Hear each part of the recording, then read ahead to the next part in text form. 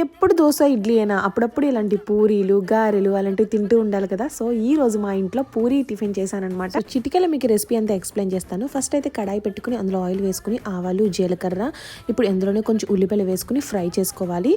ఇది కొంచెం ఉప్పు వేసుకుని ఇలా మూత పెట్టేసుకుంటే మగ్గిపోతాయి. ఇది వేగే లోపల మనం కొంచెం శనగపిండిని ఇలా లూజ్గా కలుపుకొని ఉంచుకోవాలి. ఇప్పుడు బంగాళదుంపల్ని ఇందులో మ్యాష్ చేసుకుని వేసుకుని కరివేపాకు కూడా వేసేసుకుని పసుపు కారం ఉప్పు వేసుకుని ఫ్రై చేసుకున్నాక కొంచెం వాటర్ వేసి మరగొట్టుకున్న తర్వాత ఇప్పుడు ఇందులో మనం శనగపిండి బ్యాటర్ని ఇందులో వేసుకుని ఇలాగ కొంచెం దగ్గరకు ఉడకనివ్వాలి. ఈ కన్సిస్టెన్సీలో వచ్చేసాక దించేసుకోండి. పూరీ పిండి ప్రిపరేషన్ కోసం 1.5 కప్పు గోధుమ పిండి, 2 టేబుల్ స్పూన్ల సుజీ రవ్వ, కొంచెం ఉప్పు వేసుకుని ఇలా వాటర్ వేసుకుని ఇలా ముద్దలా కలుపుకొని పక్కన పెట్టుకోండి.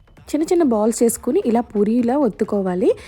పూరీని ఎప్పుడు కొంచెం లావుగానే చేసుకోవాలి. అలాగని మరీ లావుగా కాదు, మరీ సన్నగా కాదు. అప్పుడు మనకి పూరీలు బాగా పొంగుతాయండి. అంతే. ఇలా చిట్టి పూరీలు చేసుకున్నామంటే తినడానికి బాగుంటాయి, చూడడానికి బాగుంటాయి. మా పిల్లలు హ్యాపీగా తినేశారు. మీరు కూడా తప్పకుండా